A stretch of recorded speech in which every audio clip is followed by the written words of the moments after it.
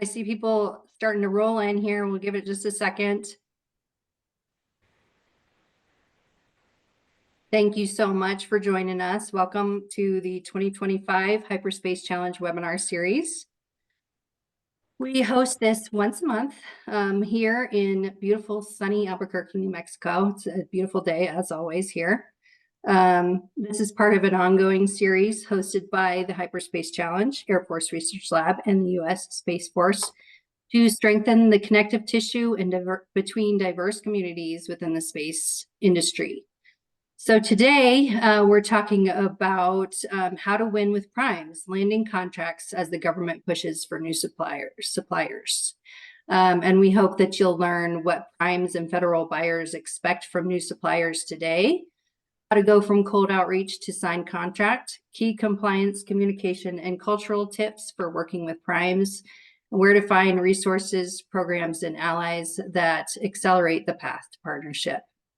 So thank you again for being here with us today to talk about this topic, which is becoming increasingly relevant in today's climate. At every turn, I'm hearing from our leaders how important it is for us to work together, partner, and make things happen fast. Being innovative and creative is where our nation has always excelled, and it's time for us to tap into that energy. So here with us to discuss this relevant topic is, first of all, Nestor Levin with Space Futures Command. He's going to be our moderator. And we have Tanmai Sai from Terran Orbital. She's the Director of Product Business Development. Andrew Parlock, who is the founder of Space Phoenix, and Dr. Quentin Bonds, who is the lead for NASA CyberIgnite. So now that I've introduced all of our panelists, I'd love for you guys to take a second and just introduce yourself in the chat. Tell us where you're calling from. We love to hear from our audience. So get that going over there on the chat. And if you have questions along the way during this discussion, please put them in the Q&A that's down there at the bottom of your screen. You'll see two little chat bubbles. Go ahead and put those questions in there. If you put them in the chat, I'm going to ask you to put them over in the Q&A again. So it's just easier to keep it all corralled in one place. So if you could do that, that'd be great. Now that I've gotten all of that taken care of, I'm going to send it over to Nestor to take it away. Thank you, Nestor. Yeah, thanks, Kelly, and thanks for everyone for hopping on this call. I think we're going to have some fruitful discussion here, some good questions going around a pretty relevant topic. Just to introduce myself, I'm First Lieutenant Nestor Levin. I'm with Task Force Futures, which has been working over the past year to stand up a new field command for the Space Force, Space Futures Command. And I'm also in a secondary role as our liaison to SpaceWorks, which, as most of you know, is the organization that handles all of the cyber sitter budget for the Space Force.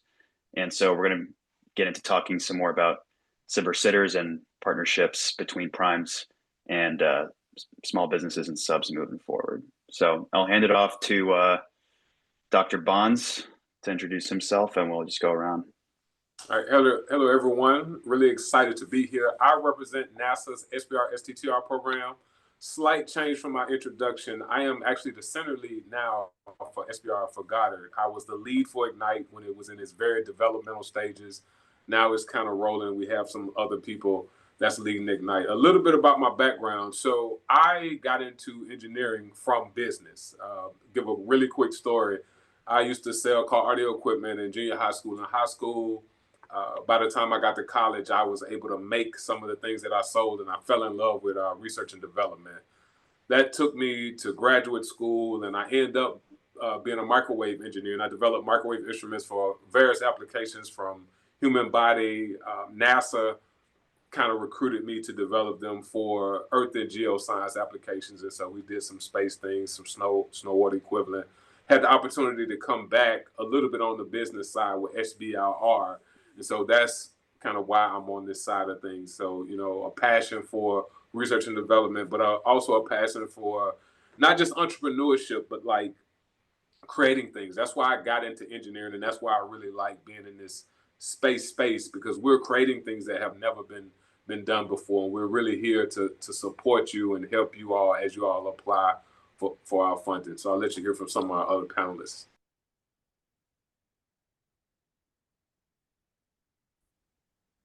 All right, I'll go Hi. next. Yeah. Hi, everyone. I'm Ten Maisai. I'm Director of Product and Business Development at Terran Orbital, which is now a wholly owned subsidiary of Lockheed Martin. I've had the unique experience and opportunity of sitting on both sides of the table, first as a startup selling spacecraft components and launch to primes, and now also on the procurement side at a prime sourcing spacecraft components. So I'm looking forward to kind of sharing both aspects of my experience buying and selling, and what goes into both. Also, this is Andrew Parlock. Much like Tamai, started at the big primes, Northrop Grumman Space Systems. Moved over to a couple of space startups. Saw a big gap in the market with just helping folks get stuff to space and back. Just the really boring infrastructure and logistics of space. In that's how we formed Space Phoenix Systems on that thought. Quentin, I want to build on something you said. For me, it's about unlocking what can happen in orbit and really helping other people do that. There's a lot of folks that are at the bleeding edge of technology, whether it be biotech, defense, dual use technologies, advanced materials, semiconductor materials, that are really at the bleeding edge, and they're being burdened by the lack of ability to get to orbit and get back. So we're trying to solve that problem. And so we're as small of a business as it gets, 8 folks in the company now, about another 25, 30 supporting us. And you know, in fundraising and winning our first small business contract. So that was pretty exciting for Space Phoenix Systems. So that's about it, and hope to add as much flavor to the conversation as I can today. Awesome. So we've got each of the 3 main components that we're going to talk about: Cyber Sitter, Prime, and Startup. So to kind of open the floor to all the panelists with an opening question, when primes are weighing whether to work with a startup, how much weight is placed on the heritage of whatever product a startup would be developing, and demonstrated ability versus something that's cutting edge, innovative, and at lower cost? Are primes concerned with longevity more so, or what is the risk factor to consider for them? Great. I'm happy to start, Esther. So when primes are evaluating startups, I think you nailed it on the head. Their purchase criteria goes beyond the usual cost and schedule. Like, of course, those are still table stakes and foundational. Like, can you deliver on time? Does it meet the budget? But there's additional layers of scrutiny. And one of the biggest ones you mentioned is, spaceflight heritage. Unless it's a demo mission or a high-risk mission, prime and government customers for programs of record typically value quality and heritage. But because of the unique situation of startups, you don't often have the opportunity to fly, get the heritage, you're earlier in your development stages. We'll look for a substitute. And this usually comes in the form of like a disciplined quality assurance process, building that confidence with the customer that you can demonstrate the rigorous like verification, validation, documentation practices, and that you can even perform without heritage, that you have like the ground testing infrastructure needed. So in lieu of having the heritage, you should be able to demonstrate and build that confidence and relationship with the customer. And like another increasingly important criteria, and this is recently highlighted when we see like the SDA programs got delayed from a few key components, has become the ability of companies to deliver. So something that's relevant for startups is financial viability and their ability to execute to your plan. Sometimes these programs are delivered, 2 years down the line after a contract is signed. So will your company exist? Do you have the financial viability? Do you have other customers beyond your current set to keep you in business? And if you're in a long lead item or part of like a multi-phase integration effort, like the PWSA, your financial health really matters. So we're asking questions like, do you have the runway, the team stability, the execution risk posture to support a production program beyond prototypes? So I would think of this in 2 different ways, like prototype programs, demos. Criteria there is a little different than if you're a production program. And I'll just segue right after Tamai. Those attributes that she just mentioned are review criteria for SBR, STTR programs. Like, we also want to know, do you have commercial customers, particularly in Ignite? Ignite was mentioned at the beginning, and just, you all are on the line, so we're sharing this openly with you. But particularly with Ignite, we look at all those different things. We have a specific commercial evaluation. Also, in addition to what Tanmaya is saying, SBR has all levels from TRL like 1 all the way up to TRL 7 or 8 or 9. And so we have those programs to do just what the host mentioned, is to give you that heritage. I tell people that for SBR, a lot of people look at the money, but for NASA's SBR program, I feel like we're de-risking you as a firm. To give you an example, let's say we do a $100 million or $150 million mission. We may save 5 or 10 million by funding an SBR company. When I say we, NASA programs are funding this, and the money's coming from SBR. However, the risk is higher. So we don't want to take like a 0.05 or 1% chance on our mission to save money. However, if you work with us through phase 1, if you work with us through phase 2, that de-risks you as a firm. So one of the first tips that I think comes into play is that building those relationships with large primes and doing a really good job when you have an opportunity, and maybe not worrying so much about within the first or second projects of making money. But just like Tanmaya is saying, we want to make sure that you have established, and again, especially for Ignite, your market, your available market competitors, you have some form from other companies so that you can be competitive. So we look at all those different things, and again, we don't limit you by the heritage. We're hoping that you come in with phase 1 and phase 2 and work with us and kind of establish yourself as a company, and we'll see your flight heritage. Yeah, I think coming at it from so Tamai, I also have the perspective of Northrop Grumman Space Systems, and I was the advanced programs guy, so we brought in some small companies. But putting on my just pure founder's hat and stuff, it can be a little frustrating and a little daunting. There's probably some small businesses on the phone right now. They're going, "Oh, great, I need flight heritage. How do I get flight heritage?" Well, I have to get flight heritage to get flight heritage to have flight heritage, right? It's this endless do loop. That's frustrating, which is why I'm really glad we got Nestor on the phone to talk about futures, and we got Quentin and Tamai to say, hey, these are the little things you can do. I think for a small business, there's little things you can do. There's little bits of services that you can provide that start giving you a steady stream of revenue. To Tamai's point, financial health.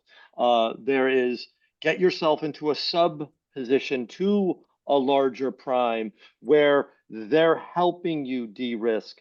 Lockheed Martin, quite frankly, is tremendous at this, and they're in their reach out in what they're doing with a lot of smalls to kind of help them and help the industry along. So it is a chicken and an egg kind of thing, but and that first bit of flight heritage is very hard to get. But standing behind some folks and taking a little bit of risk in that aspect, and not expecting the quick win. Space Phoenix is a year, 14 months into it when we finally got our first directed subcontract, right? Which was a huge win for us, little bits of dollars, but we're standing behind a company that's going to help us de-risk some of our technology. So that's part of it. And then just a shameless plug for Space Phoenix. This is kind of some of the problems once we do get our heritage. This is some of the problems we're trying to solve with some of the commercial space stations and some other commercial bus providers, is to help other folks de-risk by getting a ride on a Space Phoenix platform for low cost. So hopefully we can help solve the problem in 18-24 months. So kind of two follow-up questions there, more so on the technology side rather than the financial side. This is to Tanmai, but also open to the other panelists as well.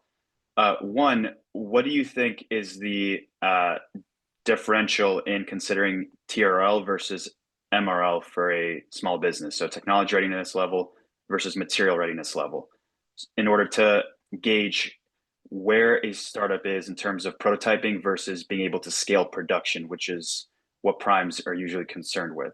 And the second part of that question is, how does the kind of technology you're talking about influence whether a prime makes that decision to partner or not? Are we talking about something that is a component, a subsystem, a fully burdened bus? How does that influence the decision? Certainly.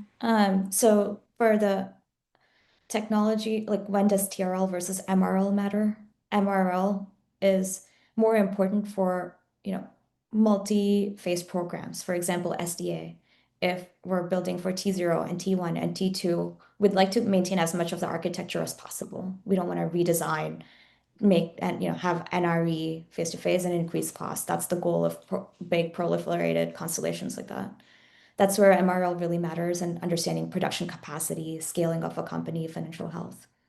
But on the other hand, we also want to innovate, which is where TRL is somewhat important. But on the innovation and R&D side, we do want to bring in new capabilities into our portfolio.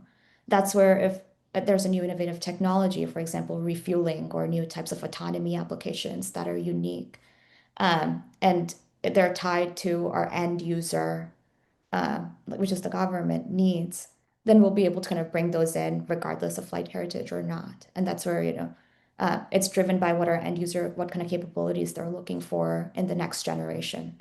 And that's when we'll demo and we'll look at new technologies that way. So that's where TRL is less relevant. MRL is less relevant. We know it's more for the technology demonstration than production capacity scale. We know they'll get to the MRL later on. Did that Great. answer it, Nestor? Yeah, definitely. And for the whole panel, how does the type of small business you're dealing with influence how easily or quickly you can get onto a prime contract as a sub? Whether it's a software license, whether it's some kind of payload, or whether it's a full-on bus that you want to deliver to the prime.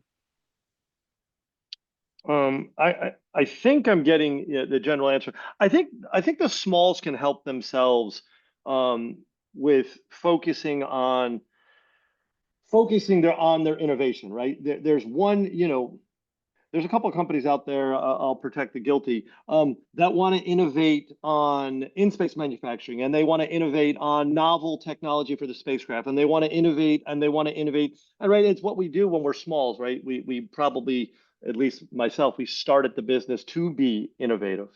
But focusing on their core innovation, and then, there's a lot of stuff that comes off the shelf that already is flight heritage that, small companies can help themselves look much more mature to a Lockheed Martin, to a NASA, look and appear much more mature to a DoD, and de-risk their solution, right? And then a baby step, then innovate the next thing, and then baby step and innovate the next thing. You come out of the gate saying we're going to innovate everything. Very hard. I think it's hard for certainly DoD and some of the big primes to take that very serious, because they know how hard innovation is, right? So I would say pick your battle, and then hit the easy button where you can, and that will make you much more mature and palatable risks to a large prime or DoD or NASA. Great. Can I add something on top of that? Yeah. So, and maybe I'll just ask you guys, how important is the team in the situation? Like if you have a team member or somebody on your panel or whatever, your board, who has experience with this kind of thing, does that look, is that something that can be used as kind of like heritage or flight experience, almost in a kind of abstract kind of way? Certainly, I think that's kind of where you put on almost a VC hat, right? Like an investor hat when you're looking at these companies. If they don't have a product yet, you can look at the people building it, developing it, understanding the team. Do they have the experience doing that? Maybe they've built something very similar before. So they have, that kind of credibility they carry with them in the industry. So that is certainly a factor that influences a lot of decisions. And the second thing there is also, depending on who it is, they may also have good relationships. They've been in the industry for a while. They understand the challenges. And that also goes a long way, like having a relationship with the end customer. Yeah, and I think for SBIR, for NASA SBIR, we take TRL levels at all levels, right? So we don't do MRL. And so one thing that in our solicitation, we call out really clearly what we want in that solicitation. And what I always recommend, again, it's not mandatory, it's a recommendation. If you feel like you can't deliver specifically to that subtype, because remember, everybody wants to apply. Most people that work in space want to start up that work in space, want to apply to SBR, and there's a lot of capabilities out there. So if you can't be very specific, I always recommend partner. I remember being in, I think I was in San Diego. We did an SBR conference, and I remember a guy asked me a similar question. I was like, "Hey, partner." Next thing I know, he was getting the award. And just like Andrew and just like Tamai is saying, his company actually wasn't the PI, but they were like a subcontractor. And so, again, putting those skills together in partnership to really be responsive to our subtopic is really how you kind of get your foot in the door with NASA. And again, you don't have to have the space of flight heritage at phase 1, but we're looking for you to get there somewhere around the post phase 2 awards. So, Quentin, kind of a question here for you. We've broached on the topic of SBIRs and STTRs a bit already. The two main ideas that so far we have is one, a SBIR sitter can be used to de-risk the non-recurring engineering that a prime would otherwise do. And second, it is a way to get flight heritage and a proven track record built out before the startup would become a sub, right, to a prime. How early should startups build out those relationships with primes, and should primes start engaging the startup community for potential future partners? Yeah, that's an excellent question. So, and I will add one thing: not only de-risk the technology, but de-risk you as a firm. Because I feel like if we de-risk you as a firm, we will believe that if you tell us you can do something, everybody's solving hard problems in the space industry. These problems are wild, right? So once we de-risk you as a firm, I think we believe that you can do something that's super innovative. Now, to your next question is how early? For some of you that's on the line, this answer is going to sound elementary, but not all scientists and engineers have a business background. So my recommendation is start as early as possible. Like, go online, be hungry, and like try to find these people. See if you can get meetings with somebody. See if you can get meetings with someone under them. And like when you get those meetings, don't come to them saying this is what we have. Understand, what space that you feel like you can be an expert in, which is important, and start asking questions like, what are you all doing in this space? What do you all need in this space? What are the gaps in this space? And so I think that you should start making these relationships and build pretty early, because even though we have all of this review criteria, we have metrics, we're going to evaluate commercial, we're going to evaluate you on your firm, your labs, but there is also a human component. And it's a human component to the point where, like, I have to tell our scientists and engineers, you all can't keep funding the same companies, right? Like, and so we're telling, our reviewers, our scientists and engineers, we want new companies to come into the fold, but it's a human component to the fact where if you always kind of get an upper hand if you start making those relationships early. And from a business perspective, this is really what should drive your innovation. I know it's tough for engineers because we get tied to the technology. It's something that we've been working on since like intern before grad school, but I wouldn't be too tied to the technology. I'll be more tied to the impact of what it can make. For example, Andrew gave a great example of the problem that he's solving, right? So what problem are you solving, and engage your stakeholders from that perspective so that you can be an absolute expert at solving that problem. Yeah, I want to, Tamai and Quentin, obviously industry experts, and it's hard to follow such great advice. But I want to kind of connect two pieces that Tamai and Quentin just put out there. And it goes back to Kelly, your question, the team, right? We got some advice from some investors last week, the 5 T's, and team was first. Traction in the market was second, right? Then came technology, right? So I love the way Tamai said, it is kind of a VC mentality. What does the team look like, and what are the connectivity of the team? That's really important. And then Quentin, to your point, building those relationships early and often. So often, I've seen it over and over again. A great SBIR hits the street, and you can respond to it. It's right in your swim lane. Oh, this is why we developed the company, and we might even have the technology and so on and so forth, but you don't have any relationships. So then Quentin and his folks are going to see that and be like, well, who's this company? Who's this person, right? You haven't done the outreach. So that's part of it. But there's another really subtle piece to it. And Quentin, you said it right at the end, outreach early and often. But it's also, there's an expectation here. And Quentin, I actually use you as an example very often, because I remember the very first time we met, I was with a small company and I was building the business development, and all of a sudden I met Quentin Bonds, and I was like, oh man, I've solved all my problems. I met Quentin, but that's just one single piece. And then Quentin's very kindly and very aptly going to introduce you to another 10 people that you need to follow up with, and then another 10, and then another 10.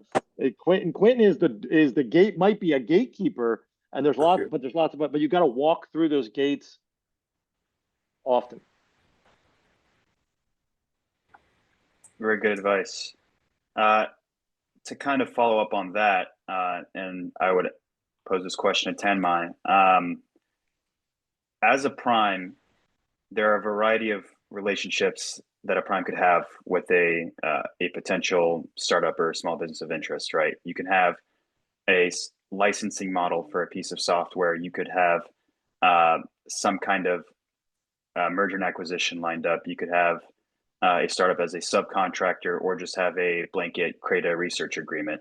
What is the decision matrix that a typical prime would have in order to gauge what level they should interact with the startup? Yeah, I would say there's no typical matrix necessarily. It's very much dependent on what mission is being thought about. In some cases, potentially licensing makes sense, depending on the startup situation, if they can't build something themselves. It's very situational. In terms of whether they're a sub, that's where all that criteria goes in, if it's a big program versus a small program. And actually, recently, what's interesting is big companies like Lockheed have been subs to smaller companies when they're applying to SIVers, right? Like they're on the team as part of the teaming agreements to somewhat add credibility to the startups, but also provide some services or small products that are small component of a bigger project that the startups are building. So there, we've seen partnerships go that way as well more recently across the industry. And then lastly, I think you mentioned, bringing maybe capabilities in-house. That's a big like build versus buy decision. That's another type of arrangement. You can think about a lot of it is driven by kind of the mission needs, the unique situation of that the startup might be in, and thirdly, also like a financial decision. Is it cheaper to do this ourselves? Is it cheaper to potentially license that technology and not spend that time in R&D? So being able to close a business case to meet the end user need is kind of what drives all of it. And then from there, you can derive the criteria that everyone's looking for. Great. To shift gears a little bit, wanted to point this question over to Andrew and Tamai as well.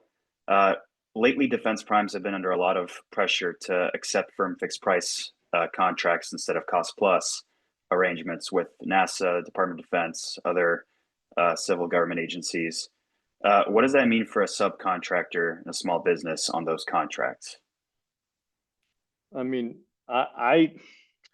this is one of the areas where I think a small business, especially one that's in, fundraising mode, really benefits a large prime.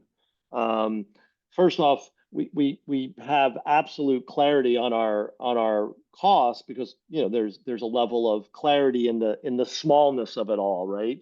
I know exactly what my payroll is. I know exactly what's coming in, what's going out in painstaking detail. But there's also the concept that small businesses aren't held to the same standards or rigors of every dollar you spend. Is there a tangible ROI on a spreadsheet, but rather is there an ROI to the investors in the increased valuation of the company? So this is really a unique place where I think small businesses in very narrowly focused areas can really help a large prime with a firm fixed price, because we have clarity on our cost. We have less of this profitability pressure because we have a valuation pressure. And ergo, a subcontract to a large prime like a Lockheed Martin, a Northrop Grumman, or even a small SBIR, the overall value to the small is amplified tremendously. So I think it's a unique area where small businesses can help, and I'm not sure it's being leveraged enough. Yeah, I think that's a great point, Andrew. Prior to my current role, I was more on the startup side where we were bidding with FFPs. I think Andrew just nailed it on the head. There's lots of good pros to having small businesses as part of this. There's also benefits for a small company. Like on one hand, you get the predictability of the revenue as well. You understand your costs, but you also know what revenue you're going to get.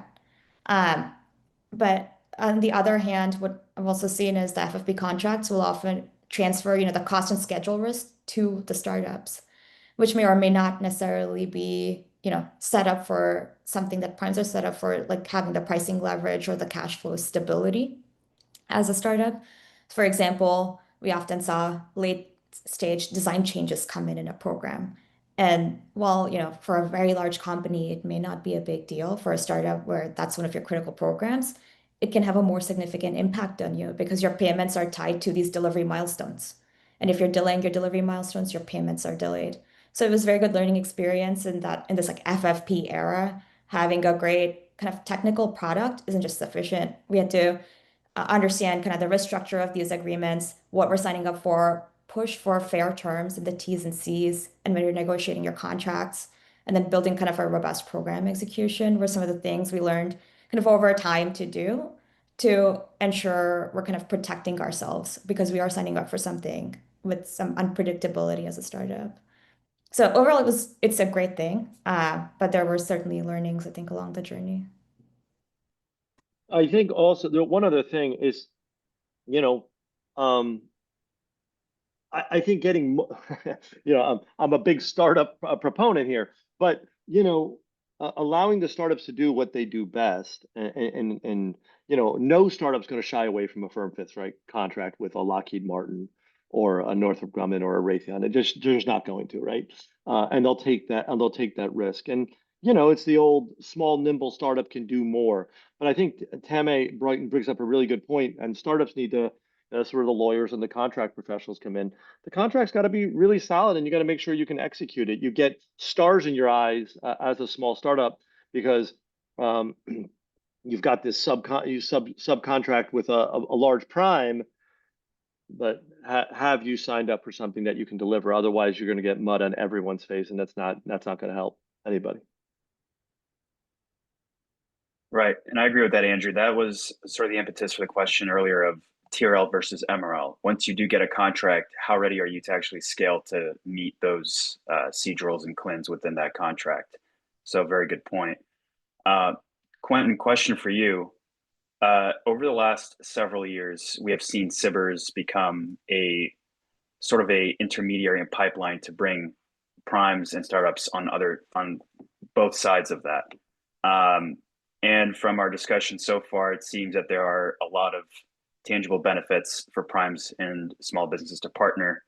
What have you seen in your experience in terms of friction points that make it difficult for a startup to transition its technology? Because over the past couple of years, at least on my end, I've seen a lot of startups express concerns with transition rates of their technologies. Yeah, this is an excellent question. And part of it is just built into the culture of government funding. Some of that friction is when a startup receives a SBR STTR award, they want to develop technology that's in their proposal, which is phenomenal. I recommend startups develop technology that are relevant to specific projects that we're working on at NASA. Now, contractually, government-wise, we can't ask you to change anything. So the way it works with NASA, if you win a phase 1 award, you have to win a phase 1 to get a phase 2. You're paired with a technical monitor or core. And I really push hard for that technical monitor or core to be attached to a NASA project.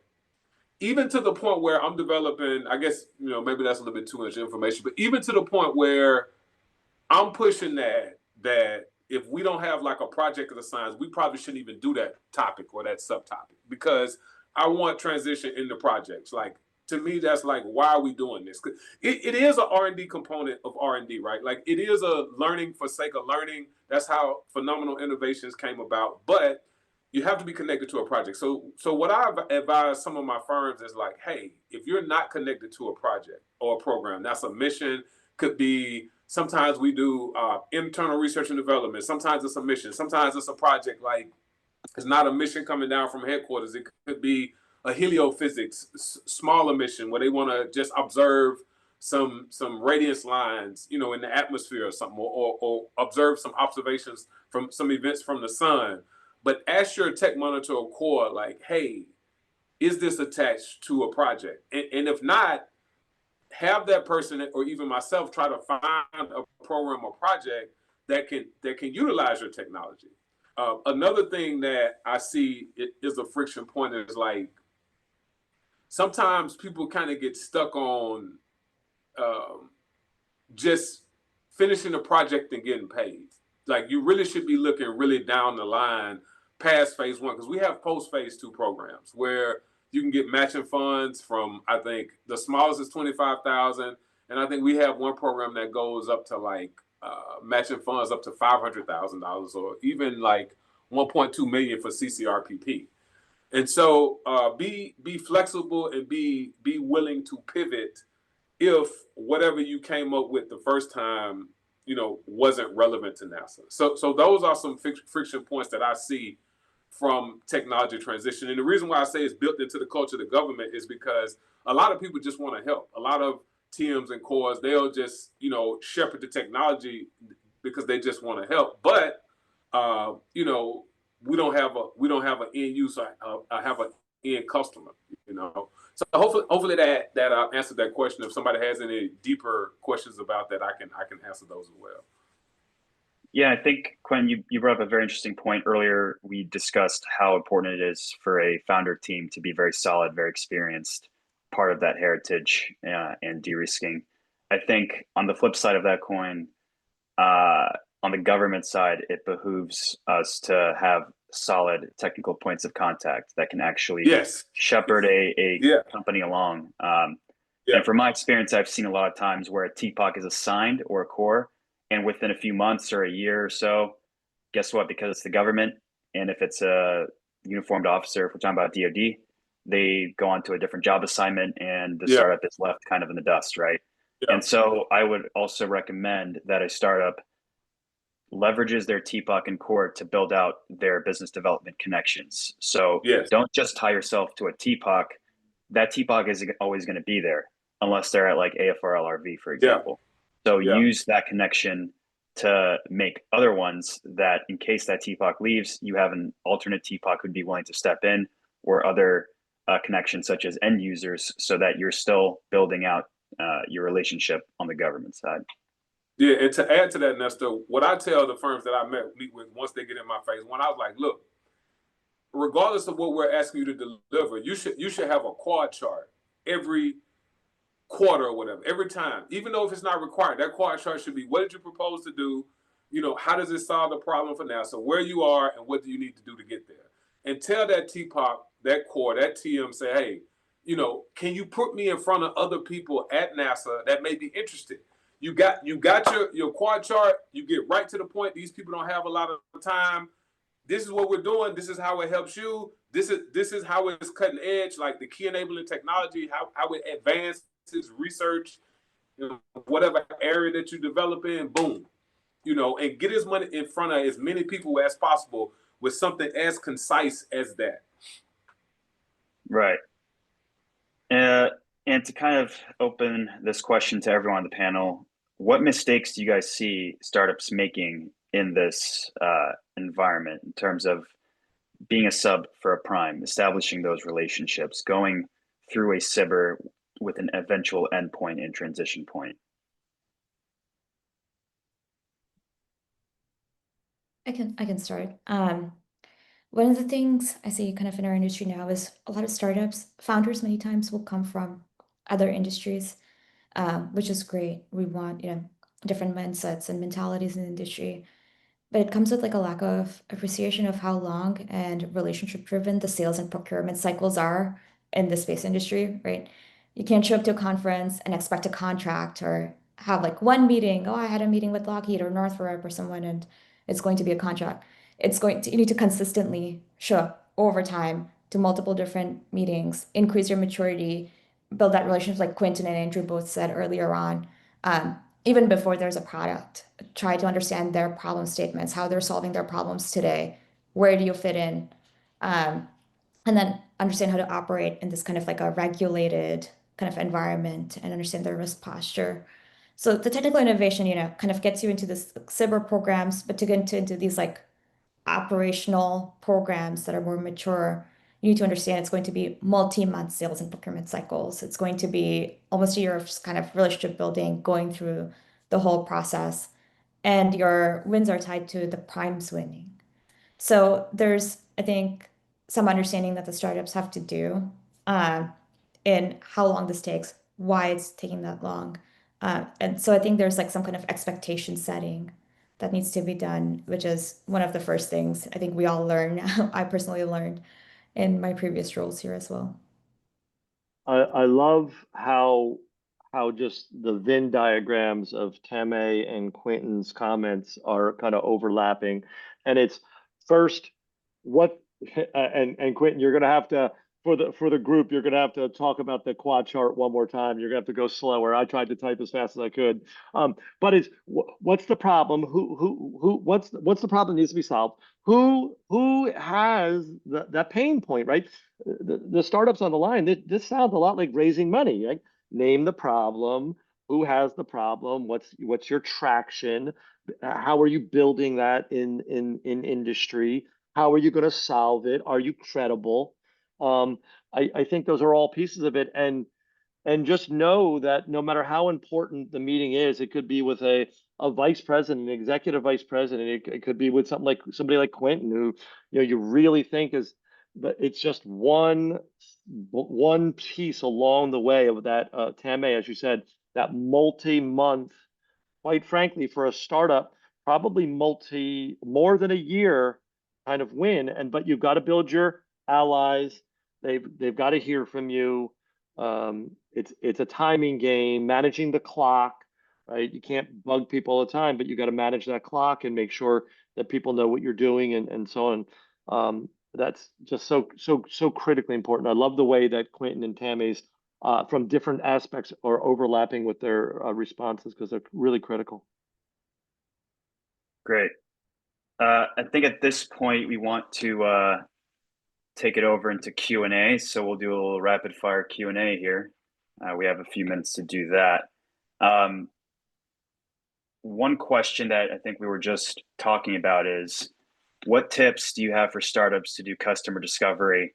I see startups fall in love with their widget instead of falling in love with solving the customer problem. And to kind of just give one piece of advice about that, especially with what was just said, do as much research and homework on your end as possible with the customer organizations you're dealing with, because I can't tell you the amount of times colonels, even generals, have been cold emailed or cold called or sent something without the startup actually understanding what budget authority does this organization have, what are their technology interests, what mission they're solving.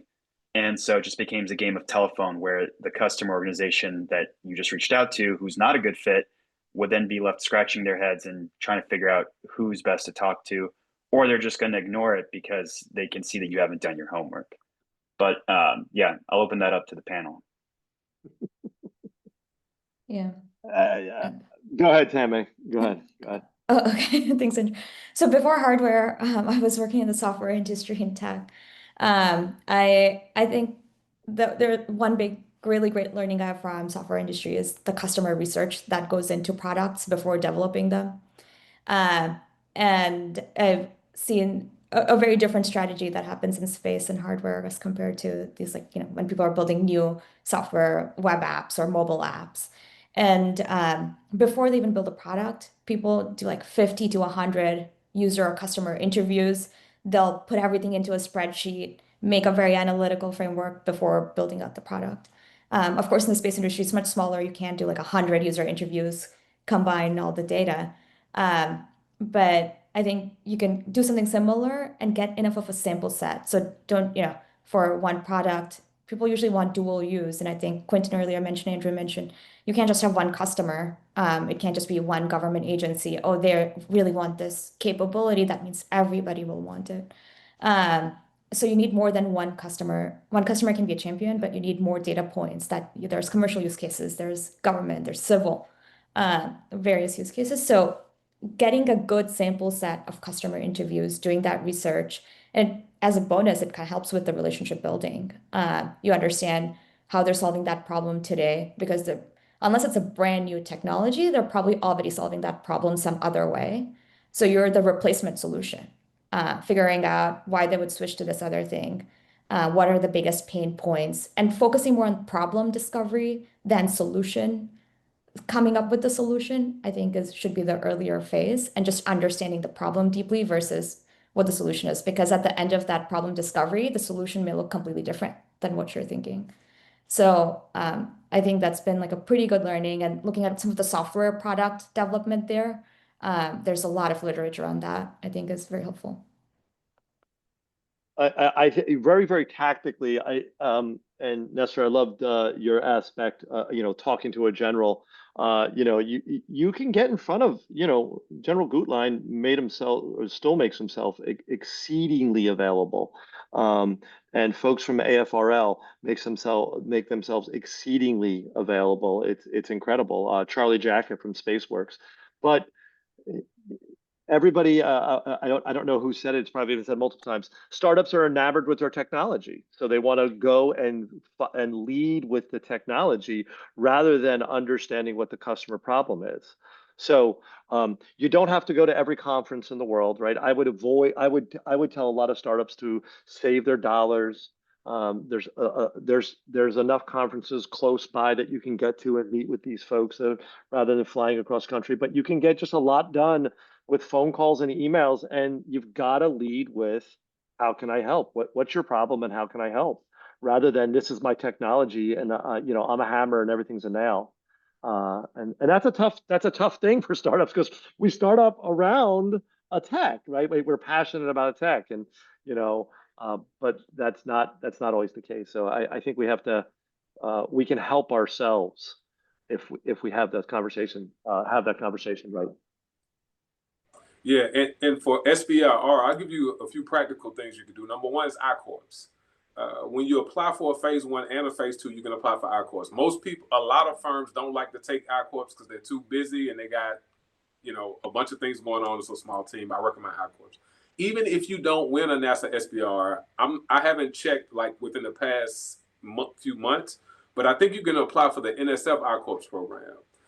That program has a requirement that you have to talk to, I think, like 50, I don't know how many it is, 50 or 100, same thing Andrew is saying, customer discovery interviews. If you can't get an I-Corps, call, download an email, the I-Corps curriculum, and do it yourself.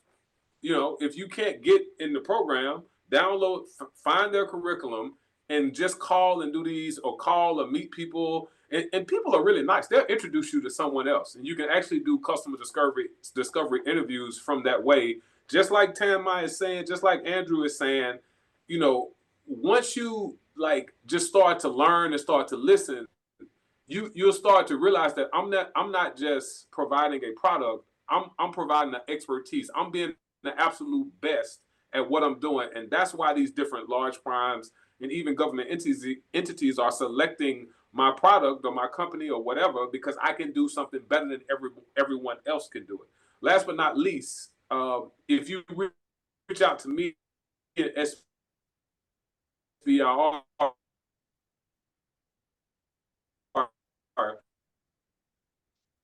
I recommend looking at our solicitation, which this is probably terrible because of all the executive orders and all these different areas that you feel like you can be extremely competitive points. You know, again, it goes back to doing your research. Your research is how do you feel like you can benefit or add value or really help us with a measurement or help us do something better with your technology, right? So how can you do that?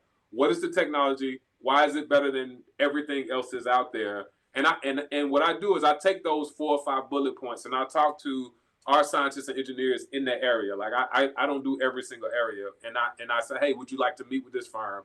And if that synopsis is very streamlined and it really gets to the point, and they don't have to read like 2 or 3 PDFs. We facilitate meetings all year. You all call them TPOCs, our cores, science technology leads. We do that all year long. So hopefully that's helpful in how you could be a small company and doing.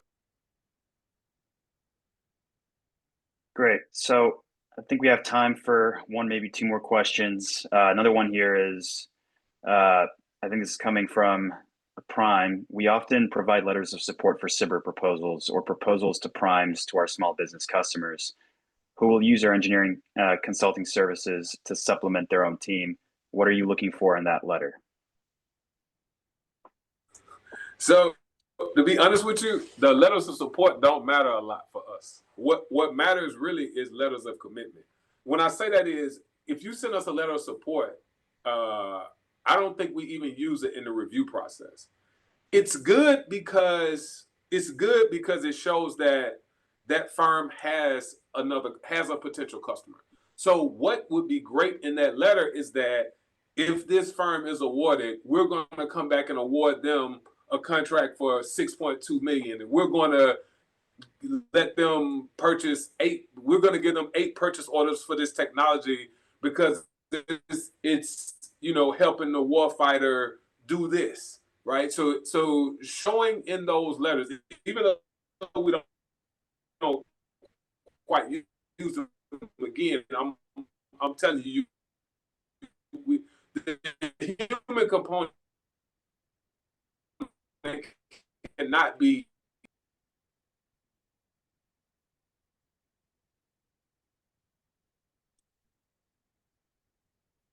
And I think we lost you. Yeah, we're losing. I'm losing Quentin a little bit. Oh, you lost me. Okay. All right. What about now? You're back now. All right. It's raining here, so maybe we got some things. What was the last thing you all heard?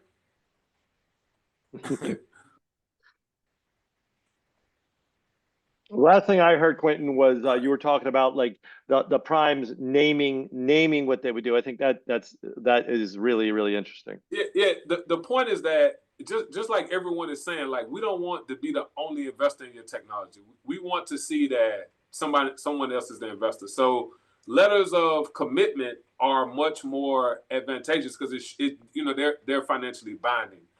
But what should be in those letters is that you're going to actually invest in them and how you're going to invest in them, to make a quick answer to that question. Got it. And I'll tackle one last question here. For SBIR sitters, is internal investment frowned upon? A few SBIRs we submitted were rejected due to our company investing money in order to meet the target cost for the first phase. I would take that as no. Website, Oh no. Yeah, we lost Quentin completely. No, we don't accept internal investment. It's on our website. I'll put it in. Got it. All right. I think that's time, Kelly. Yep, I think you did it. Thank you guys. This is a great conversation. Wish we could go on longer, but everybody's got things they gotta go do. So again, thank you to the panelists. You guys are amazing. if you want to see this later, we will be sending out the recording by email. I think it should come automatically to you guys. And then we will also have it on our YouTube channel. And if you haven't been there, just type in Hyperspace Challenge on the search bar. You'll find us there. Like and subscribe. You'll get all of our all of the recordings if you do that. You'll be alerted. So it's a good thing to do. It's good to be able to go back and look over those later on and just get all the nuggets you can out of it. So also there's going to be a survey after you guys click out, and I would really appreciate it if you would take a minute just to answer that. It should only take about a minute or so. It's just real short. So our next program, if you're interested, will be in September. We're not going to do one in August, but so keep your eyes open for an email from us telling you what that will be, and then register for it too. If you're not interested, open up the email anyway, because then you'll still get our emails. If you don't open our emails, you'll stop getting our emails. So make sure you're opening those up.